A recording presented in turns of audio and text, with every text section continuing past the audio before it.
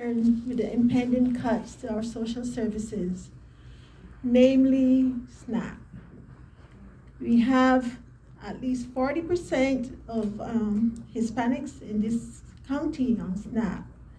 And we have them come into our offices even when we're not doing a food drive, which is basically on a daily basis because of food insecurity.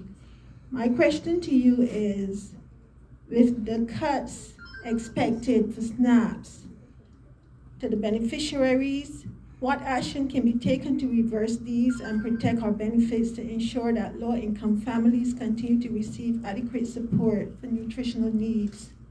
We are very concerned about food insecurity. As am I, and thank you for doing it for the Rita's House and at the Hope Center too. First, this law passed that cuts SNAP next year, well, 2026, 2027 by 20%. So we're already struggling, and now you add a 20% cut, and honestly, I don't think anybody knows what that's going to look like. We just know it's going to suffer, and sadly, kids and adults are going to go hungry. And so there are certain things we could do, and in addition, with Medicaid, you'll see a 12 to 18% cut. So we're talking about cuts that no one's ever seen before. What we can do, first of all, we might be able to slow these down a little bit in the appropriations process in Washington. There's a continuing resolution, which is basically a continuing the budget that we have right now, which is from 2024, by the way, so it's not a way that the Congress should be running.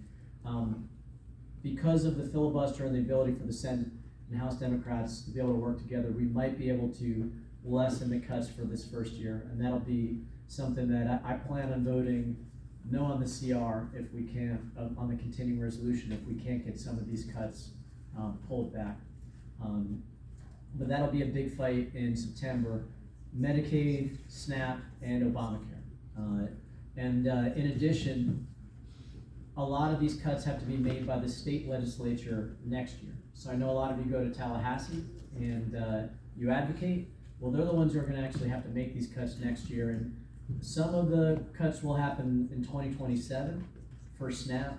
Well, some of the Medicaid stuff will happen next year because there's going to be a bunch of new requirements for Medicaid, paperwork that people won't fill out, and what's going to happen is a bunch of people will lose their Medicaid, sadly. And so next year you could also advocate in Tallahassee to speak up about how you want these things to proceed. And then, of course, the next election, which is a agonizing year and a half away, right? But that's, if we have a bit more balanced government, we might be able to pull some of these things back.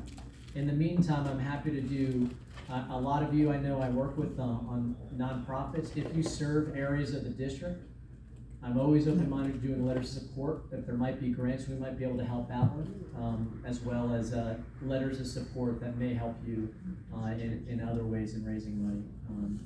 There's certain rules on how I'm able to do that, but I'm always willing to help out, provided it's a nonprofit that serves Florida's 9th Congressional District. So I want to help out in all those ways. En español, nosotros vamos a ver por 2027 una corta de 20%.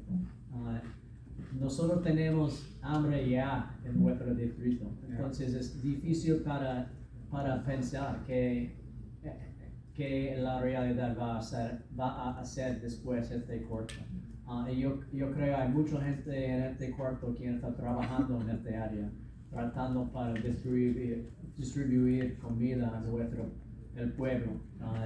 Y hay unas cosas que nosotros podemos hacer. Primero, trata para usar el proceso de apropiaciones para bajar los cortes. Hay una fecha importante en septiembre para continuar el presupuesto.